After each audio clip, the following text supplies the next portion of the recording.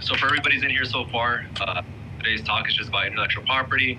We have Carlos here who joined us. He's an attorney in IP law, anything Web3 related as well.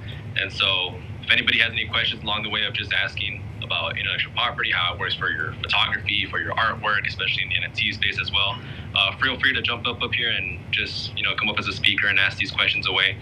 Carlos, I have a couple questions, man, and so they're pretty basic, but I'd rather ask the basic questions for anybody else who might not want to ask them or have them in their head. And so let's get started. I have I guess the first question is how does intellectual property what are some of the main threats when it comes to intellectual property and putting your artwork out there? Well, I mean, the first thing, and if I could, I want to give. Oh my gosh, sorry, I'm going to stop dead in my tracks. We got to bring Ace up, Ace the architect family. That's Ace. Yeah, what's up? So I just want to sort of set the stage for everybody as we go through this conversation. My name is Carlos Garcia. I'm an attorney. I work primarily in Web3. And so a lot of the things that we deal with are related to intellectual property rights, making sure, when it comes right down to it, it's really just making sure that the proper people are monetizing the proper things, making sure that the intellectual property that somebody comes up with, that somebody develops, is used in an appropriate way according to whatever rights they retain or whatever rights they give. I am also under the same roof as Miklo and Isaac, who's coming in from the creators account. So it's it's all family here. And fun fact for everybody is Enzo doxxed or no? Yeah, Enzo, you're doxxed, right? I mean, he has a picture of himself on there, so I would presume he's doxxed. You're right. So fun fact for everybody: my name is Carlos Garcia. Enzo's name is also Carlos Garcia. So I will never call you the other Carlos. I will just call you my compadre. There we go. All right. So that's just kind of to set the stage. So again, Isaac, really what we're talking about, brother, is making sure that people protect the intellectual property they develop in terms of being able to monetize it properly and so forth. And I know Radar has his hand up. How's it going? Hey guys, it's actually going well, very well. I saw this space going on. L Dude is a buddy of mine. We actually met IRL yesterday at IRL Alpha, so it was actually really good vibes. And so, just been exploring the space. And I'll cut to the chase here. Long story short, I'm a creator myself. I work in music, and I produce and mix, and I'm also an artist. And just trying to figure out how to vertically integrate, essentially what you have to do is vertically integrate a project with your community is what we're kind of really talking about here. And I had a question on one-stop agreements, and that being like maybe a huge tool for spreading the royalties that you decide to share with your, I guess, your shareholders, aka your fans, or whoever you're trying to help support your art, and then support them in the same way financially that they're doing, as in a sense, like giving back, right? It's kind of like my question is like, how do you think a one-stop? I feel like a one-stop would be like the biggest answer for a lot of these artists that are trying to figure out how do I organize this robust, new, and improved version of the industry and take it to market and build a following while being able to still build it. Yeah, so I'll tell you a couple of things. That's an interesting question because it actually implicates two different types of law. The first, obvious, intellectual property, and the second one, surprisingly, maybe to some of you, would be securities law and regulation by the SEC. So go ahead, Radar. I saw the mic come off. Fill me in. Give me some more. No. Sorry, I got rugged. Oh no. So the And by the way, shout out to my buddy Carlos Martinez down there. We have Carlos's all over the place. He is also an attorney, does Web3. We see each other frequently in rooms, so please give him a follow as well, because he's one of the other lawyers in the space that's really taking time to learn what's going on and do this properly. So, Radar, back to your question. Anytime you have royalties or anything that you're going to give back to the people in your community, you always want to make sure to analyze whether it can be considered a security. That's a pretty important thing. I think Radar was having some problems. He just dropped off, but I'll finish up the question here. So the first thing that you want to do is make sure you don't create anything that might otherwise be considered a security. The second thing that you want to do in any agreement is make sure that you clearly spell out what intellectual property rights are actually given to people. And there is a difference between intellectual property rights and being able to monetize an asset and getting royalties, because that's a financial interest. It doesn't really give you any unilateral control over the art itself. It just says, okay, you own this stuff, you're part of the community, now you're going to get a kickback. So those are two very different things. So hopefully, Radar, does that answer your question?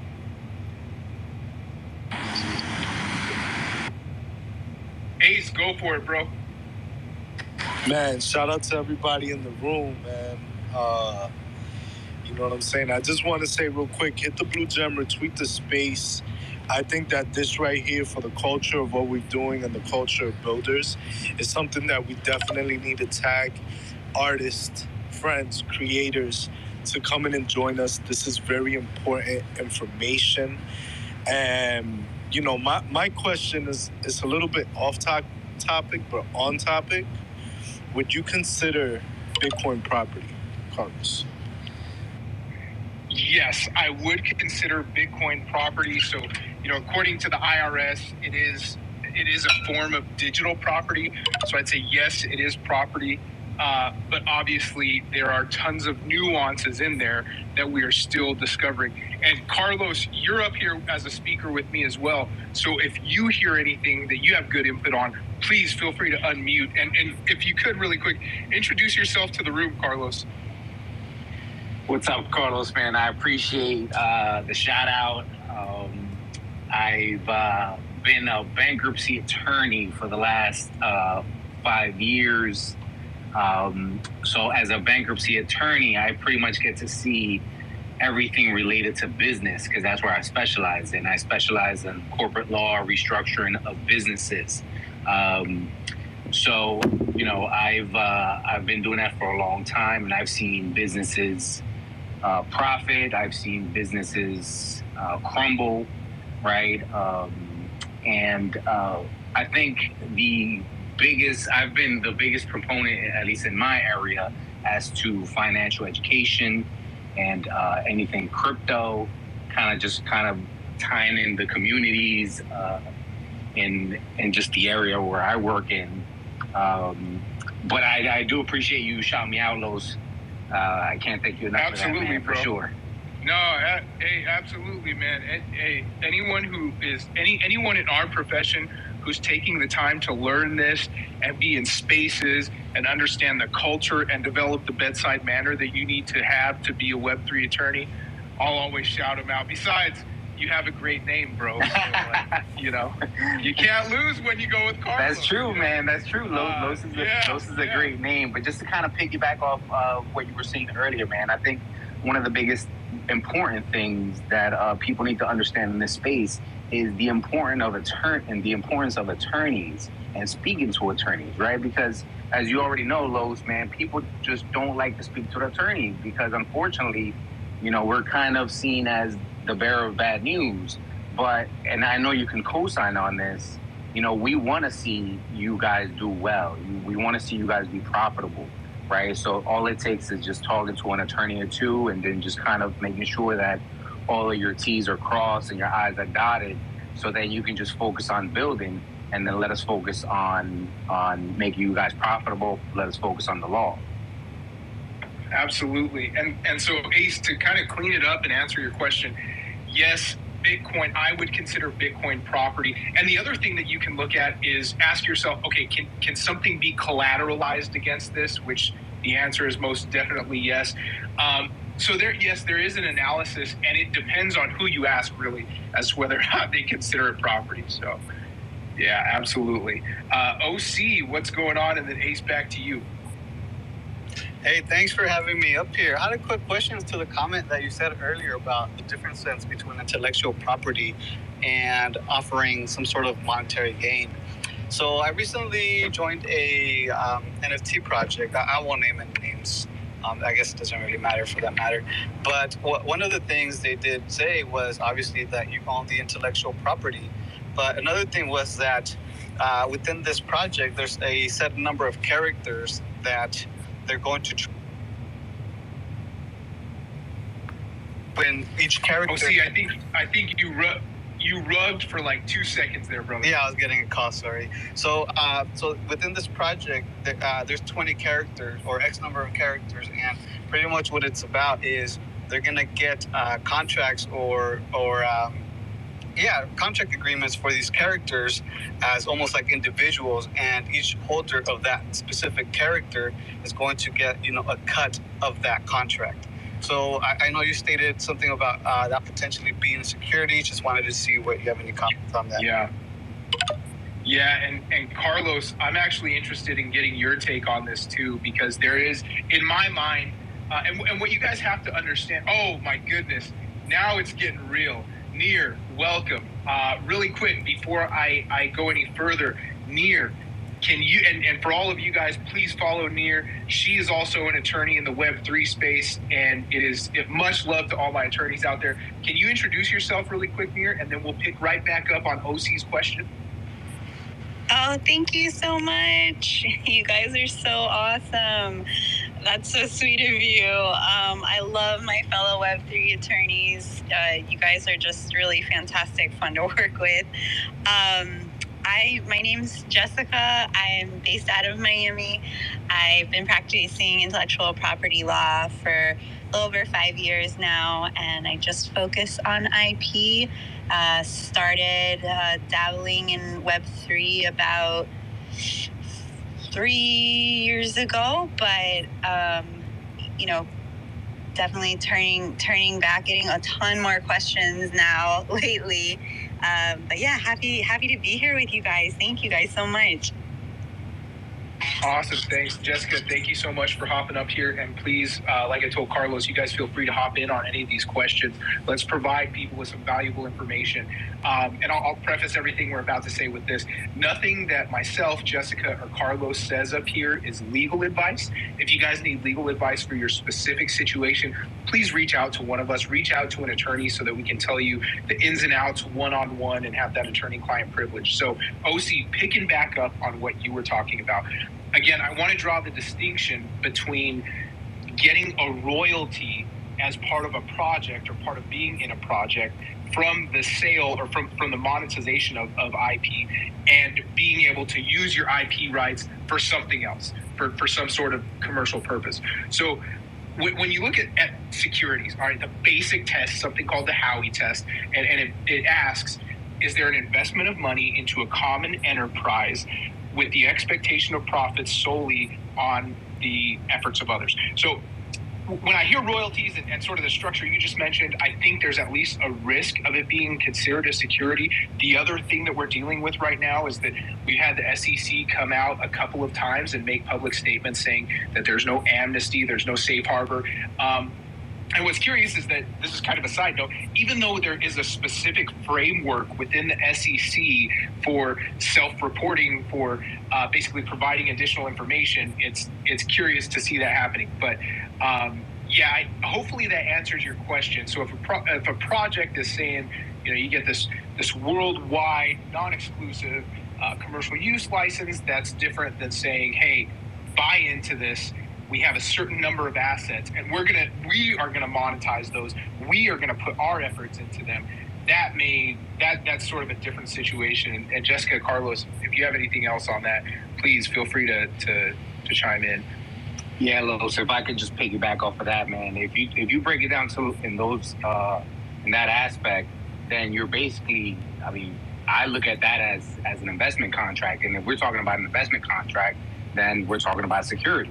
right, which would be regulated by the SEC, right? So it's very important as to what you're saying in your white paper, how you're promoting these investment vehicles, right? Whether you're saying this is an investment vehicle, or are we talking about utility focused, right? Another big part of the Howey test, like Carlos mentioned, was the control over the third party, right? What's your expectation of this company? What are you expecting from them, right? Are you expecting them to do certain things, market the whatever it is, the product, as investment purposes, right? And if we're talking about all of that, then we're definitely talking about our security at the SEC, right? I don't know if Jessica has something to say about that.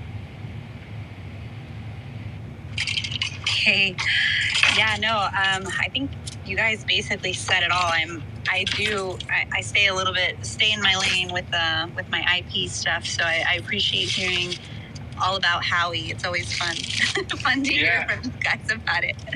Absolutely, and I guess Jessica, one of the things here is that you've probably dealt with royalties, just some sort of passive income from IP that's created, and I think what we're seeing right now in the industry is, and I don't think anybody is trying to do anything wrong or create a security or anything like that, but it sort of blurs the lines. So, Ace, my apologies, brother. Come on, hit us with something, man. Give us a question. So my next thing was gonna be this, right? And it wasn't really a question. It was kind of the big piggyback off what Carlos said. Guys, I want everybody in this room to understand this is legal advice, what I'm about to say. Always, always, always rely on lawyers and know the legalities of what you're doing, because the foundation of what you're doing is a business, right? And you always want to find legal counsel. I've been very fortunate in the space to find my legal counsel, and I have a lawyer very well versed in the Web3 space. You know what I'm saying? So shout out to Carlos the Creator, man, aka Thanos. Snap my fingers, see you in court. Hit the blue gem, retweet the space. Guys, I'm telling you, this is a very important topic. Do not sleep. If you have any questions, there's no such thing as a stupid question. Please ask. You know what I'm saying? We're here. We're the building blocks. So let's keep building. I just wanted to add, guys, I'm really appreciative of what you guys are doing. And I don't know if you guys are familiar with the XRP Ledger, but there's a bunch of projects there that would definitely, could take some of your advice. I know I was in a space, or a few spaces actually, where all this, this topic always comes up. And I actually wanted to invite Carlos, but I didn't see him online, so I wasn't able to. So you can potentially, be able to talk to people. But yeah, if you guys, I would really recommend you guys tap into the XRP community. There's definitely a bunch of questions going on in there, especially with the IOU tokens, because they're waiting for the XLS20 implementation. But yeah, that's going into details. But I just wanted to let you guys know what's going on over there. For sure, man. And hey, shout out to Creators Access also. Isaac put this together. For those of you who don't know, Isaac he's my little brother. Him and Miklo both, they very, very close. They're family. So OC, feel free to invite myself, and I'll go ahead and give an unsolicited, perhaps they will attend invitation extension from Jessica and Carlos as well, because I always see them in spaces, and I'm sure that they would be more than happy to join in and just provide the community with information. But like Ace said, these rooms are really important, and what Isaac is doing with Creators Access is really important, because it's an avenue to get the right information into people's hands so that they can safely build in the space. Because what we have seen is this proliferation of hungry, entrepreneurship, and it's awesome. So really cool to see. Black Hannah Montana, what's up?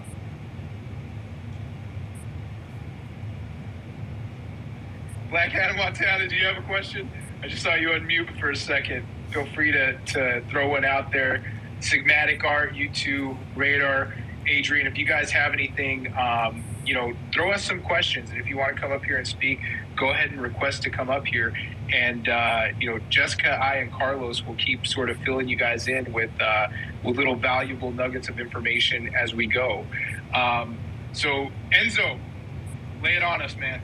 Yeah, cool. So what is one common mistake that you guys see when you have an artist or a creator setting up their IP property rights? That is a great question. And actually, Jessica and Carlos, if you guys could comment on this too, we'll just go in sequential order. I think one of the most common overall mistakes is that there's not a clean trail of intellectual property rights. So you'll see these projects create this a massive, PFP community and everything, no contracts anywhere. No one really knows sort of who owns the intellectual property rights. And then the next logical question from the community is, hey, do I get commercial rights with this? Can I make some merch? Can I do something with my intellectual property? And if the trail of intellectual property rights isn't clean, it potentially will complicate things later. So Jessica, please piggyback on that. I love that. That's really excellent because IP ownership is so important, and I feel like seeing kind of how litigation has shaked out, even outside of Web3, a lot of it comes down to who owns something and someone being upset that there was no attribution, someone did something, stole something or whatever it may be. So lining up that ownership rights and figuring out your terms and conditions, like I think it's a really important question for your community is what do you expect? Like what are they actually getting, and letting them know about it. There's so many amazing options through utilizing this kind of newer technology that really we haven't been able to use before. I'm seeing a lot of really cool things come out of communities. I don't know if you guys have any comments on like Creative Commons CC0 licensing. I feel like really diving down into those questions gets to avoids problems down the line, and also gets to the heart of what you're trying to accomplish. Absolutely. Carlos, go for it. I gotta tell you, man, one of the things that I think always shocks me, and I'm sure Jessica can co-sign on this, is the fact that so many projects get launched without having any intellectual property rights, no filings, none of that. As a matter of fact, I was actually dealing with a case today, one of my clients.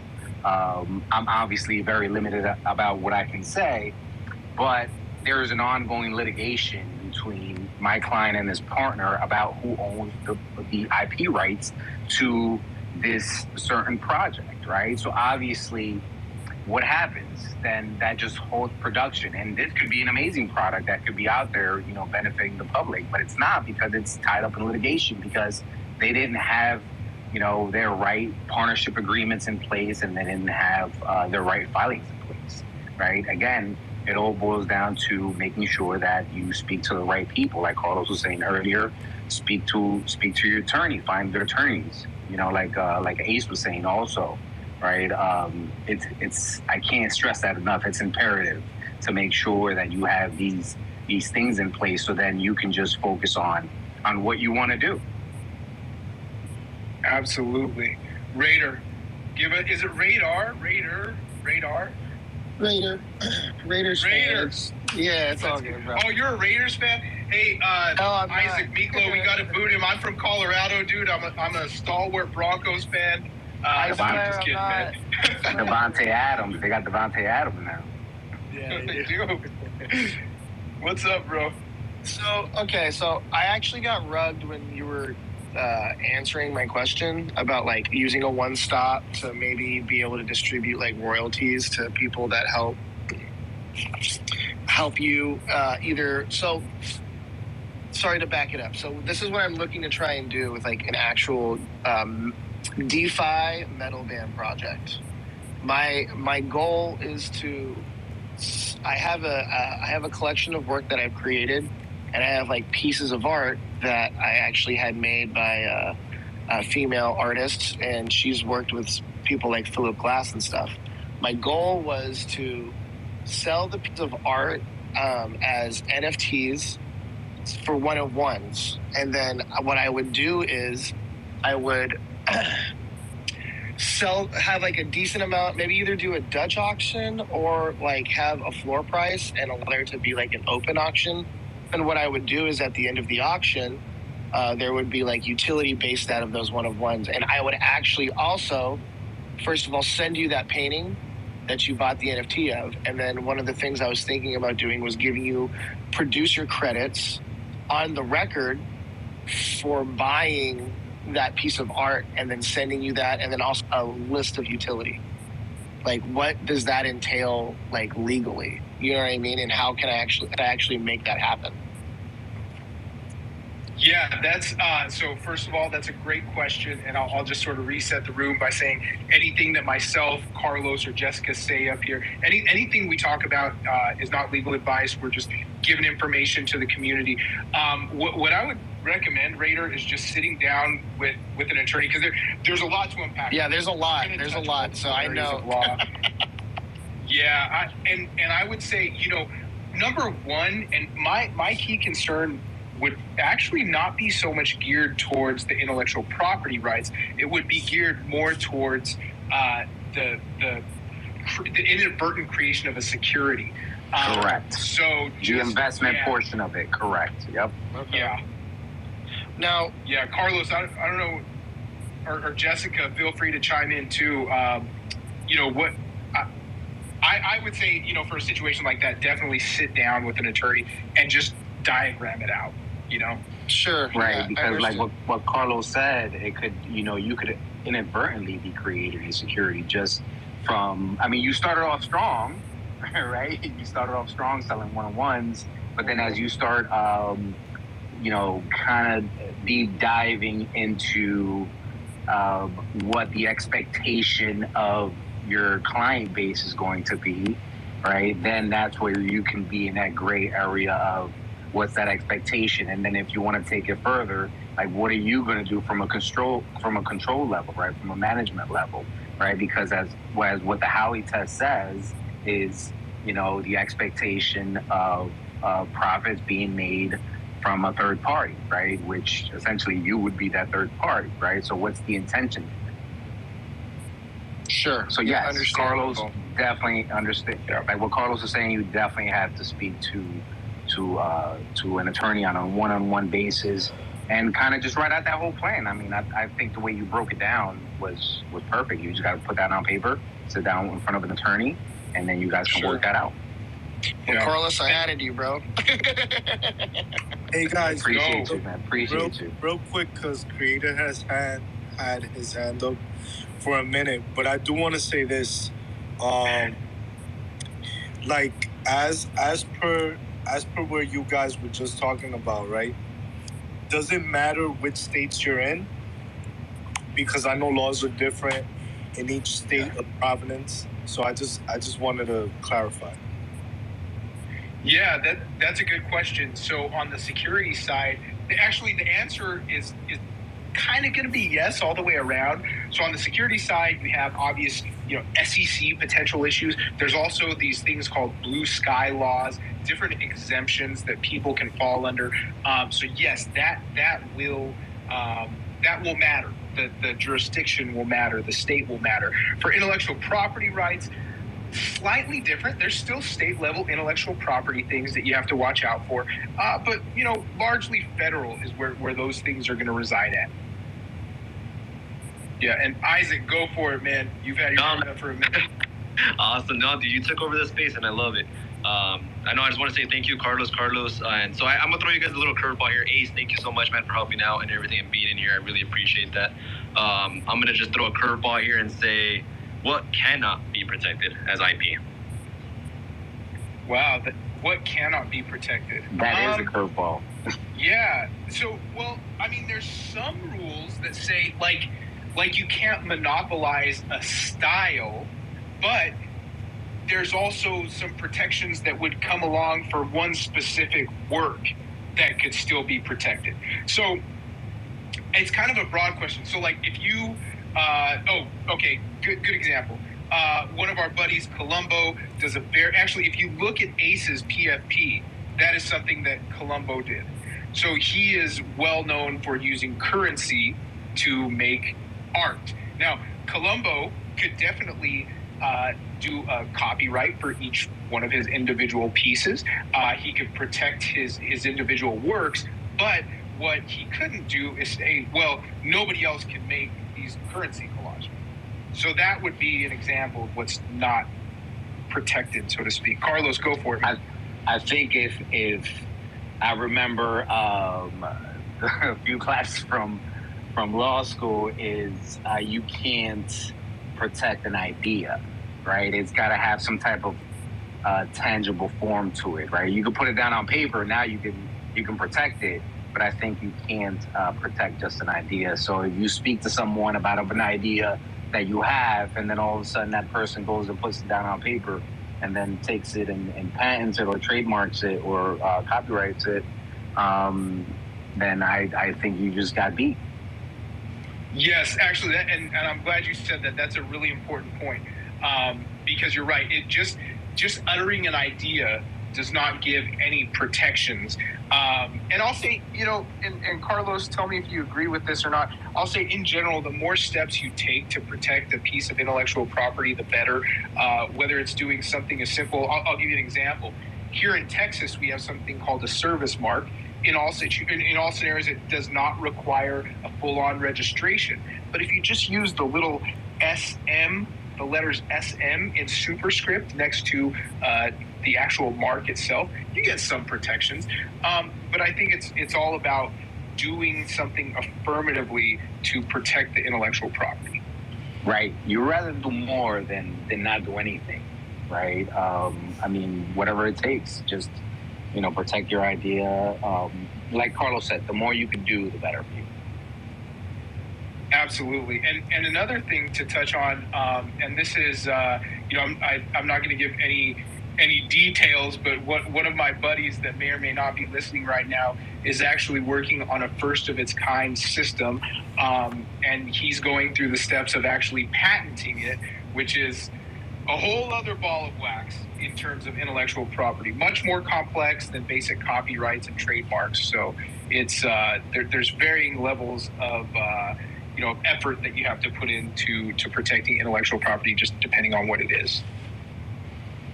Right, and I think you could agree with me on this, Los, that even us attorneys, sometimes we run into situations like that, right, where it's so complex that you have to go speak with other attorneys, right? So even if you've built several projects, right, you're a founder and you think you know the law and you think you understand it, man, at the end of the day, you still should speak with one attorney or several or a whole room of them, right? And kind of take it from there. I mean, you can't go wrong with trying to protect yourself. Absolutely. Better to need it and not have it, better to have it and not need it than need it and not have it. I think that's the phrase that I'm looking for there. Isaac, go for it, bro.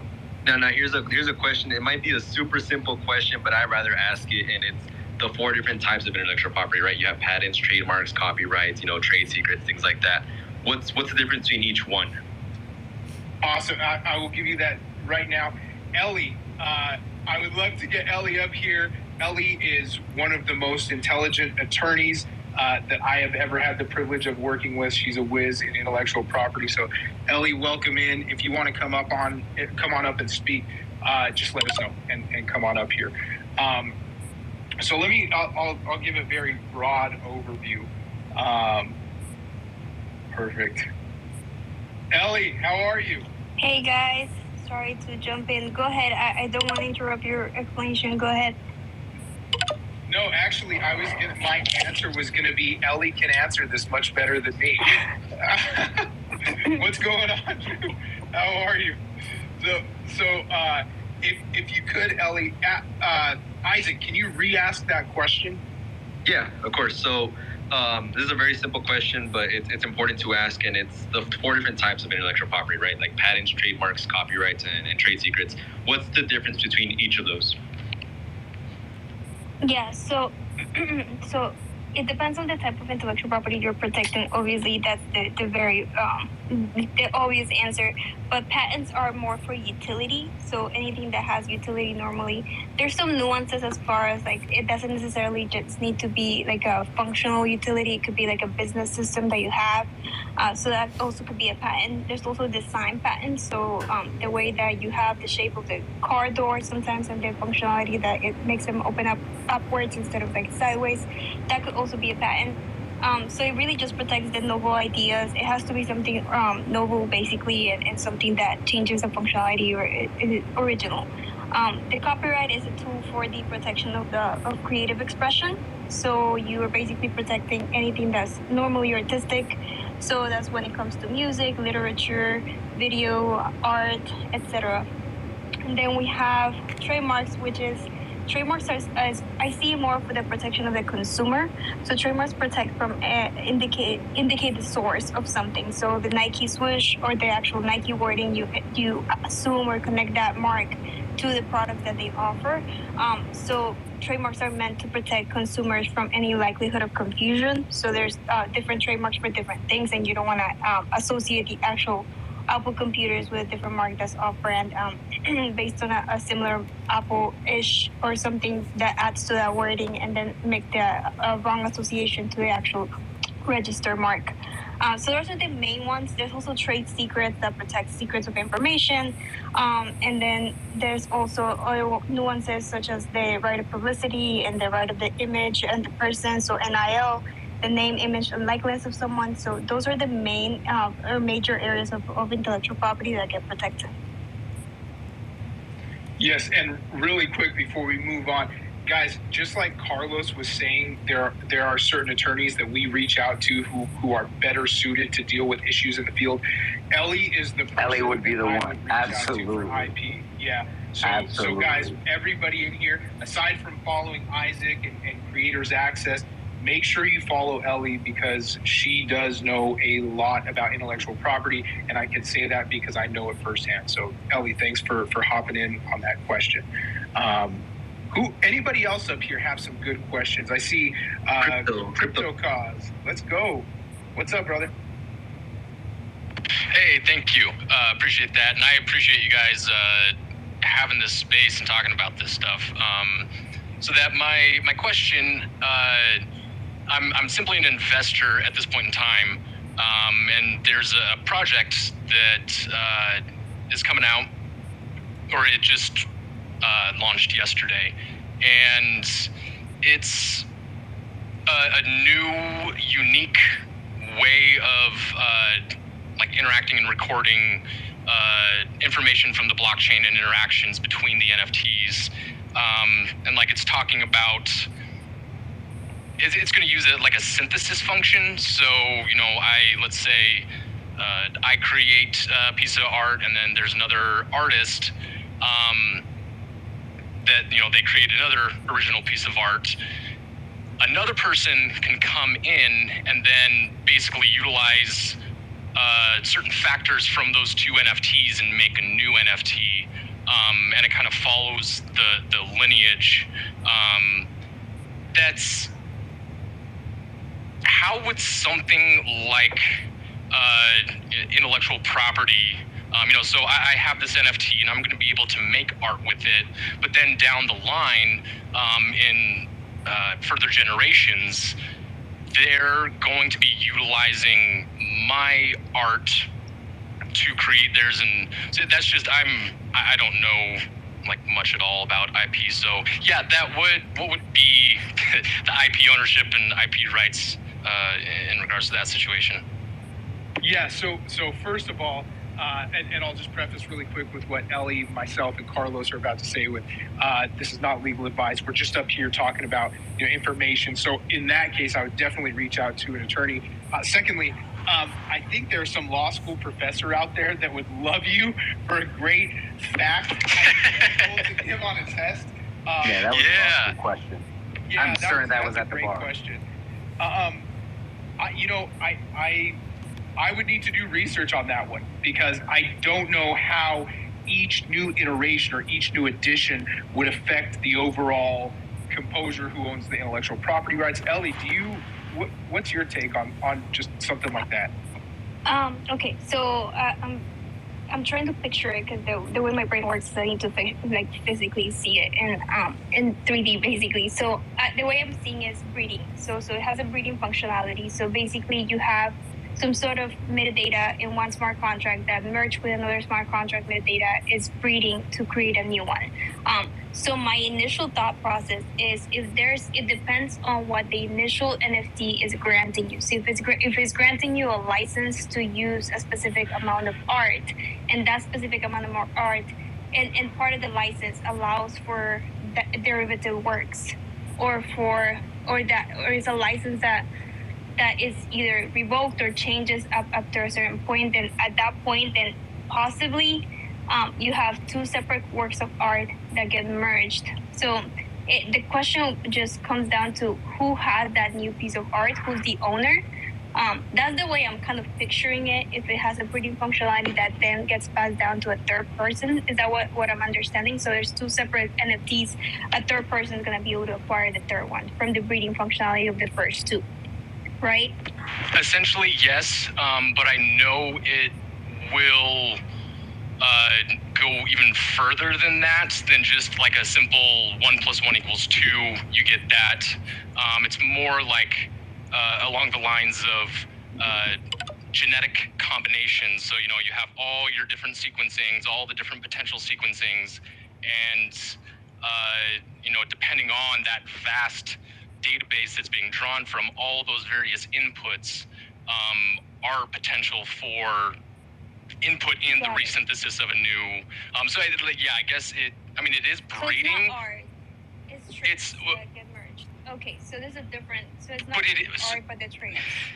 I may have to just kind of send you guys the documents, because it's like I was saying, it's totally new, and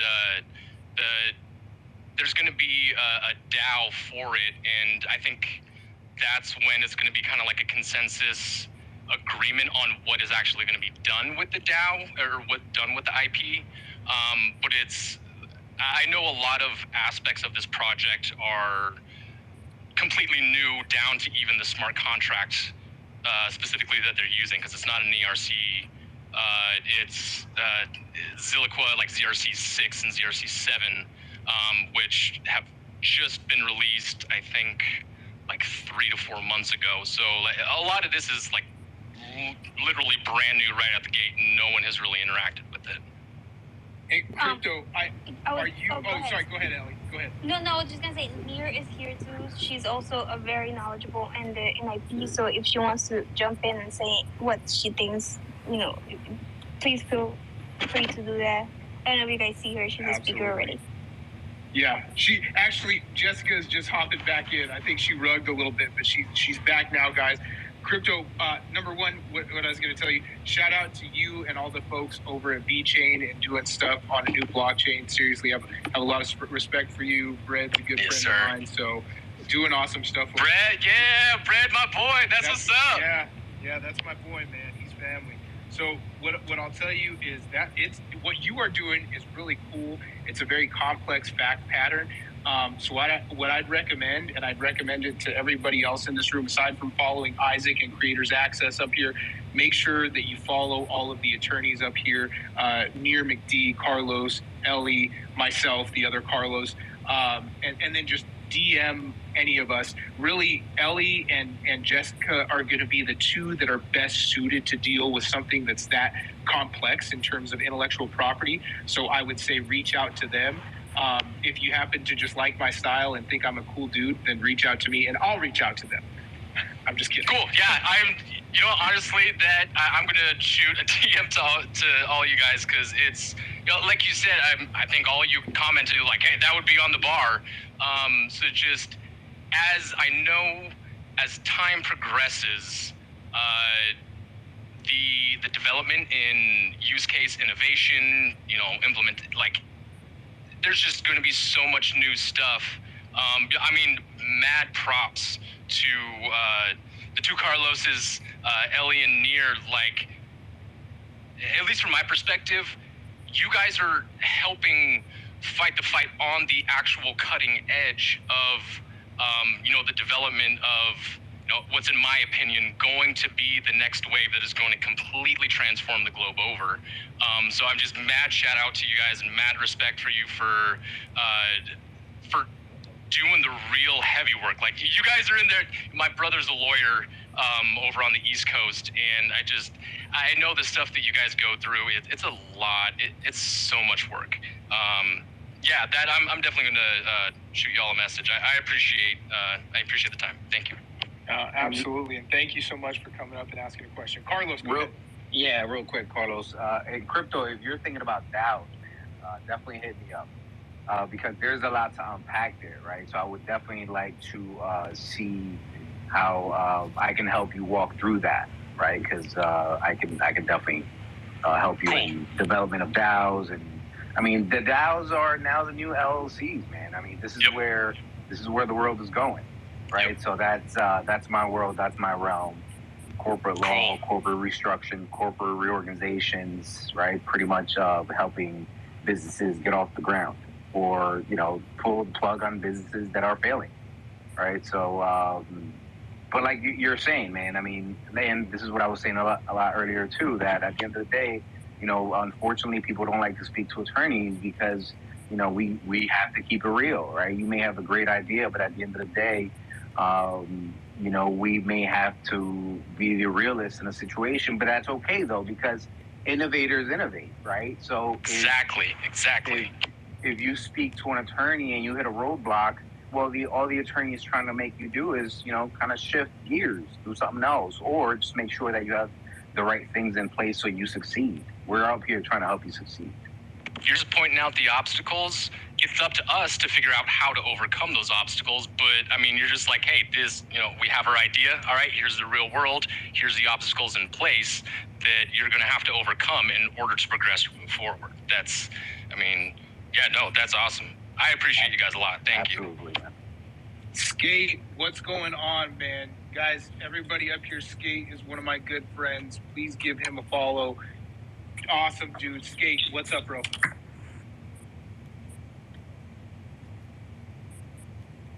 I think you might be rugging just a little bit. Oh, no. I hit the button and then I automatically mute it.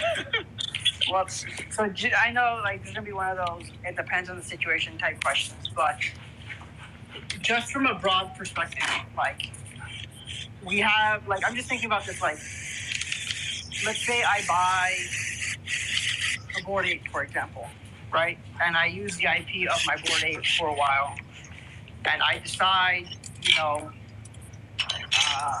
let's say I make a couple of derivatives or try to brand a company and decide that I don't, it's not working for me, so I sell the Bored Ape. Is there a future, I wouldn't say chance or opportunity, but what happens to quote unquote IP that gets resold down the line if something happens and all of a sudden my company starts doing really well? Can the new owner of the Bored Ape come and say, hey, this is my IP now, and you're using my IP, and you owe me a cut of the company? What happens outside of just transferring the token? What happens to the NFT rights if something has already been created using that IP? Yeah, no, that's a good question, and it comes up a lot more frequently than we'd probably like to acknowledge.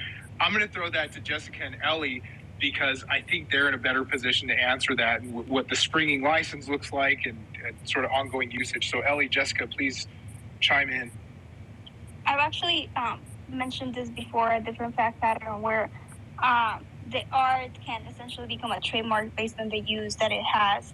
So essentially the Boarding Hungry, for example, that's being used as a trademark. So the art that was essentially the NFT, which is a copyright on the art, is being used to indicate source to that specific restaurant. So there's the terms of use is the first place you go to kind of understand what you're getting as a holder of that NFT, which is the first place that I would look, obviously.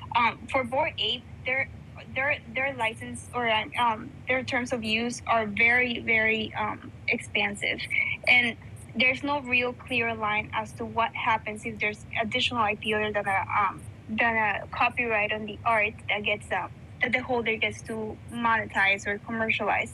So, from just off the top of my head, and Jessica, please feel free to just, if you think I'm wrong, but for my understanding, I would think that the IP rights of that NFT run with the NFT. So, if you sell that NFT, I would assume that the rights that are associated with it would go with it. But then again, how do you enforce that? It becomes the hard part, because essentially, you were granted a license to commercialize. You were assigned all rights to the copyright. So the only person who could bring a claim potentially would be Bored Ape. So that's when it becomes a really interesting fact pattern, where we haven't really seen someone register a copyright as a trademark that they received via an NFT. So Jessica, what do you think? Yeah, I definitely haven't seen people using it more like as a trademark, though I think there's a great case for it. I mean, it all comes to how do you want to use it. So if you're using it as a way to be a source identifier for you, or, face of your business kind of thing, where people see it and associate it with you, well, who's really building that brand, right? Like, we've seen, maybe not the first owner, maybe not the second, but a third owner that has given personality or story behind some of the characters. And I think that's, definitely interesting from a trademark perspective, and I think a little easier on the licensing side. But for a copyright perspective, I'm curious, Ellie and I have not talked about this. I'm so curious what you think about this. From a copyright perspective, I'm not seeing assignments, or transfers, complete transfers of these rights. I'm seeing licensing, which is giving permission for someone else to use it under certain parameters. So in the end, kind of like, I think this is part of what you were saying was it goes back to the original creator or owner of the project, perhaps. But we don't even know. Sorry, I got my little ones in back. We don't even know if the, project creators, I know we were talking Bored Ape here, I'm just speaking kind of more broadly, we don't even know if the original creators own the copyright. So it gets so complicated, unfortunately. And there's no real solution that someone can really point you to. But I do like the idea of, if you're about to, sink in money on and build something off of this NFT that you purchased, try to get something in writing from who appears to be the owner. And there's nothing wrong with asking, like, look, hey, it looks like you're the owner. I'd like to use it for this purpose, that kind of thing. So as far as the assignment, it's actually a conversation I've had with other projects where you essentially could have the assignment written into the metadata. So you could essentially, because that would be an electronic signature, right? So we would have, for an assignment, we need something in writing, and one party has to, or the grantor has to have that in writing. So if they grant the assignment through the transfer of the NFT, so the transfer of the NFT happens simultaneously with the assignment that is in the metadata, and it goes to the holder, then that could potentially be an enforceable assignment, so that the NFT holder will have full entitlement to that copyright. So that's something.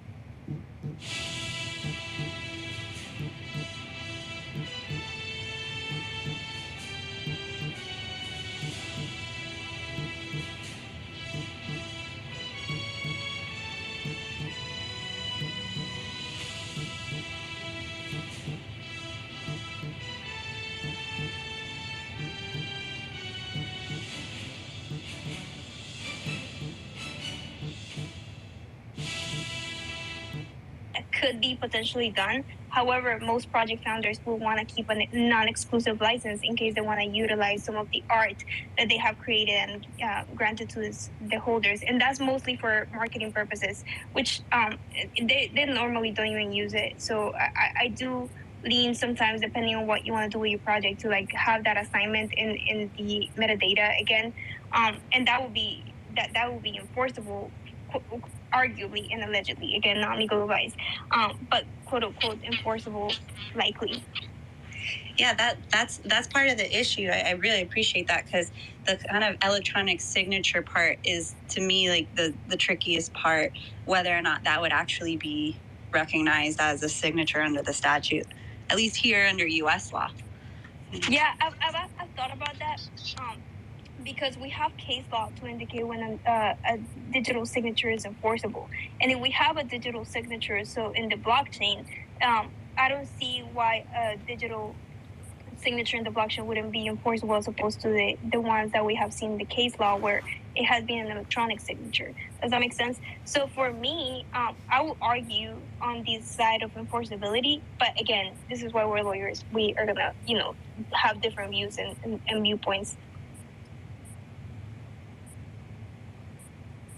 Thank you. That's very enlightening. Yeah, it's just curious because, as you said, there is there's also a question of enforceability, right? Like if it's an anonymous project, and let's say the project head just leaves it, and the IP remains valuable, who do you go and talk to? Who do you argue with? And especially if you don't know who has the wallet, or if they're outside of your jurisdiction or whatever, then things get very complicated. Thinking about just how hard it is to enforce royalty rates across, the market sometimes. I can't imagine that it would be easier to enforce, property rights.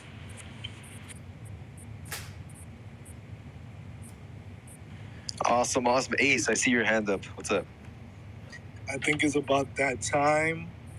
Everybody hit the blue gem, that beautiful blue screw at the bottom right corner of the screen. It says the architect. Shout out to creator Miklo Enzo for holding it down like gravity. So much gratitude for all the lawyers in the space and, the building blocks, the foundations of what we want to build, right? So I would implore everyone, retweet the space, tag your friends. It is important for creators, artists, for people in business to have the right team and the right counsel around them. And a lot of times, because we think that this is a artist-created space or a space that gears more towards art, we don't realize that this is a business. And in business, you're gonna need very good legal backing. So shout out to Nir, Carlos, you know what I'm saying, Ellie, because man, they are doing all the heavy lifting that you don't want to do. You're not reading 9 hours a day in homework, but bless them because they are part of what's going to give us the light in the future to come. So we have so much gratitude for you guys. And I'd implore everyone, please hit the blue gem, retweet, tag your friends because this is important stuff. Creator, man, appreciate you, man. No, thank you so much, Jason. And this is what this community really is about. So the whole thing about our platform and what we're building over here is to engage artists to do things the right way as far as, getting their, not just in the NFT space, but also pursue art and pursue their passions and any talent that they have, whether they're a music producer to a photographer, filmmaker, and making sure that they do what they're passionate about, but they also do it in the right way with the right people. And so these are also very important spaces that we're trying to do every week now, especially now with Carlos here in the office and all that stuff and being around him, being very knowledgeable in everything that has to do with, for this specific topic, the intellectual property of art. I also saw Silver, you jumped up to speak. I want to know if you wanted to say anything as well.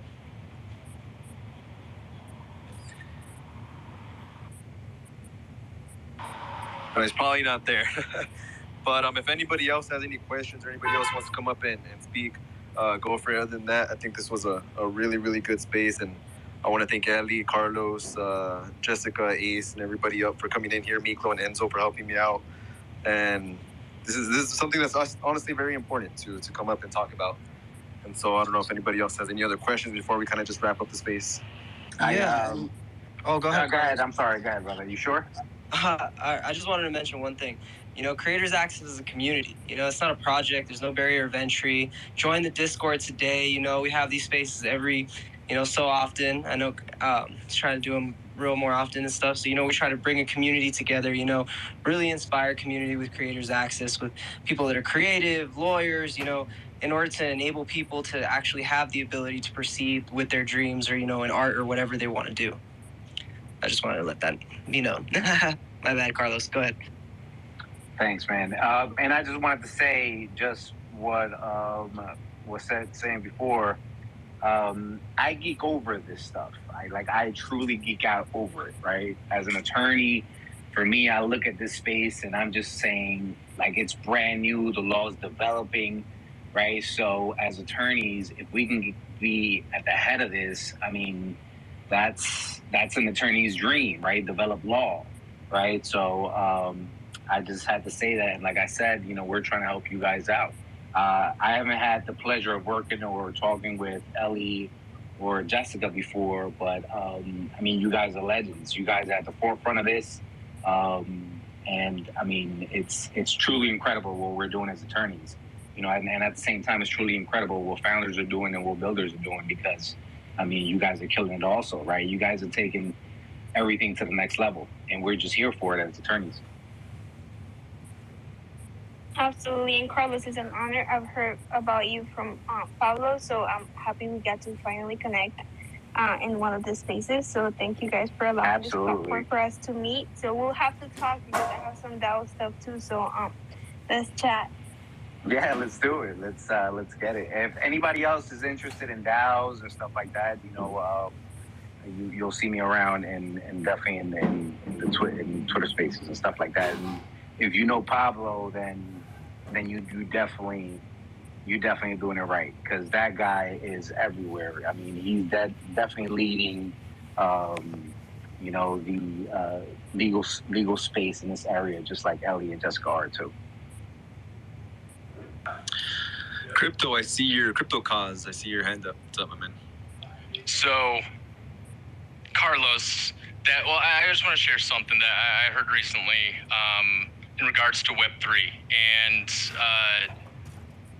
what's so unique about the Web3 space is the artists, creators, investors, the attorneys, everyone that's here. There is no requirement, there's no necessity for us to be here. We are here truly because of our passion, our desires, our interests, our motivation.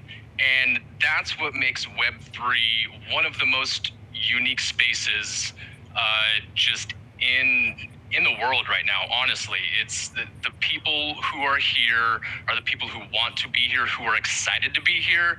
So Carlos, hearing you say that this is exciting for you to be here, honestly, for me as an investor and future artist, that gets me motivated. That's exciting. That's I have a lot of respect for the fact that you just said that. So that's awesome, dude. And Ellie, Nir, other Carlos, or Carlos and Carlos,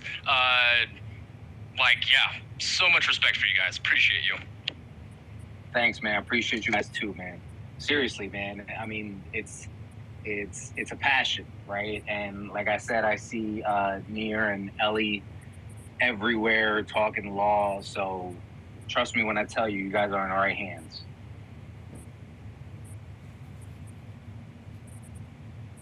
Yo, so much gratitude. Also, I see my guy L2 down there as well. I'll say this real quick because you said it. You are 100% right that nobody is forcing us to be here. And my partner, my girlfriend, will absolutely agree with you that nobody is forcing me to talk about NFTs. But it's great to just be able to spend time with all of you, for real. Absolutely. And this is what this is all about. Especially, this is what I really love about Twitter Spaces, that you're able to just connect and network and meet anybody and find the right tools, for lack of a better word, to pursue your projects or pursue what you're doing. And El Dude, if you're there, man, I would like to see if you have anything to share. Oh yeah, sorry, I'm trading right now. I'm fucking shorting Ape. I'm trading. No. So I'm focused on the charts.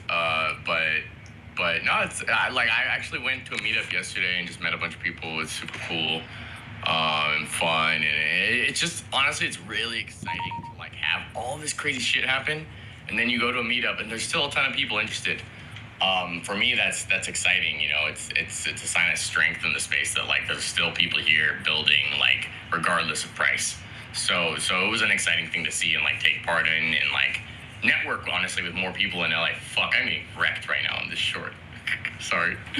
Real quick, yo, dude, because you've worked with a lot of different projects and a lot of one-of-one artists, is there anything that you think that you can add to the conversation, whether it's a question for any of the attorneys or something that we could, you know, give all the listeners some sort of clarity on? I mean, it's weird because even yesterday at the meetup, we were discussing kind of like IP rights and all that stuff. And there's actually a site called like feature.io or something like that, where you essentially can like load your NFT onto that platform and then have like a contract, like a smart contract driven IP rights deal kind of thing, which was very interesting. Like I hadn't heard of that before. And it's just like, for me, it's this new thing like, oh, how do we license our IP? How do we license our IP? And it's just such a hard thing to enforce that like, even if you do get that license, like you don't know who's stealing, who's using the work. That is it's a very like difficult gray area right now. So for me, it's like, there are other things that, at least that I can focus on. Yeah, from what I saw yesterday, it was really interesting. Like everyone was very focused on monetization and like how you can sell and turn your Bored Ape into a business. And it's like I get it, but also to the same note, it's like that I feel like that's not the direction the space needs to go. We already have restaurants and stuff, so like it needs innovation within the space, not outside of it. And I think that's like because a lot of people don't understand the space. That's the only way they know how to innovate. It's really interesting to like watch people speak to it. Thanks. Ellie, Nir, do you guys have any input? I would just say, oh, go ahead, sorry. Nir, go ahead. No, Ellie. No, I actually thought that was such a good point, just kind of comparing inside versus outside. Web3 is like, we're here to do something new. I feel like, you know, and there's so much potential here. I love that you guys are giving some serious, deep thought to different licensing schemes. Like the fact that you're even thinking about it, that's huge. And that to me is a really good sign of a good project. And the fact that you guys are, besides giving your time here to be here, as we were talking about, you know, being part of Creators Access, that this is such an amazing space, guys. And thank you guys so much for hosting this and having us and bringing people together. You know, as we kind of navigate new frontiers, it's so great to have the ability to do that together. Likewise, thank you for allowing this platform for us to meet and hang out and be able to educate. And like Carlos said, this is something that differentiates a good attorney, and is that we care about the space, and it's something that we truly, because there's so much gray area and so much more to learn. The attorneys who are in this space are constantly trying to learn more and kind of immerse themselves in this space, and that goes a long way because that means that we care. We care enough to learn more, to represent people properly, and to be able to give all the right information and all the necessary information that we need in order for us to properly just follow through with anything that we tell you guys. So just really happy to be here too.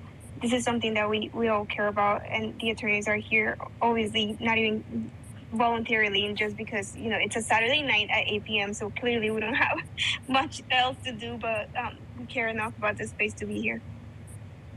Man, so much gratitude. That's amazing. I got one more question for y'all professionals and I'm done. So, do you DJ? I do, actively. I'm also a Discord mod. I mod the Nifty Alpha the portal. So it's a big DGen community. So I actively do. All right. Not always proud to say, but yes. All I'm saying for my DGen executives over here, I love y'all. That's fire. I'm such a DGen. Yes. You listen. You got my vote. You got it. It was the automatic right there. You said yes. I DGen. I said up. That's my girl right there. Let's go. Shout out to all of you guys, man, because I think, I talk to Carlos all the time about this, and it's like sometimes the boring stuff is the most interesting stuff. And it is actually really cool. Okay, Ellie and I think it's super cool. Yeah, I mean, I geeked out over it too. Trust me. I wake up at 4 or 5 o'clock and I'm looking at news, talking law. I mean, it's crazy how much I talk about this stuff. Man, I love it. Man, I love it too, and I love it too, and I would just want to give another thank you to Ellie and Nir, Carlos, for just taking your guys' time out of the day. One thing I have learned being around this other Carlos is that an attorney's time is very valuable. So I just want to thank you guys so much for being here and taking the time out of your day to answer questions that a couple artists have come up to ask, and these things are very important to know as far as going into the art scene. I mean, you're putting things out to the world for the world to see, and if you're commercializing them and things like that, it's very important to get started in the right way and to do it the right way. And so just thank you guys so much. Ace, thank you, man, so much for coming in and helping out Miklo, Enzo. As we're winding down here, I mean, I just want everybody to give each other a follow, and let's just keep these things going. We're going to keep these things going every week here with Carlos and Ellie and Nir and Carlos. I hope you guys join us for these next Twitter Spaces, talking about these things. I always like to say that, some of these things might seem simple, but a lot of people still don't know about it, or they still don't do it. So the more we push it out there to them, the more we push the education of it, the more they might get the hang of it, and it's important, especially for the art scene. And so as we're winding down, just thank you guys so much for tuning in and coming on. And if anybody else has any questions or anything, feel free to ask before we end the space. Yo, I have a quick comment real quick. I am not an attorney, and I play one on TV. Just joking. But if anyone is actually just interested in the history of intellectual property rights and how they've developed over the last decades and stuff, Lawrence Lessig is a genius. I mean, he's one of the thought leaders in that sort of stuff. Specifically, he has a book called Remix, came out in 2008. He has another one called Free Culture that came out in 2004. Very good stuff. You might even want to check out The Future of Ideas, which came out in 2001. If anyone's interested in sort of like doing some background reading, I would recommend those books and that author. Really good stuff, my personal opinion. Not lawyer advice by any means, but if anyone is looking for resources, I would make that small recommendation. Absolutely awesome though. Thank you guys for sharing, and make sure you guys give Ellie, Nir, and Carlos a follow, and shoot them DMs if you guys have any questions. But other than that, I want to thank you guys so much for coming on and being here and talking and sharing the knowledge and everything, and I hope we connect soon.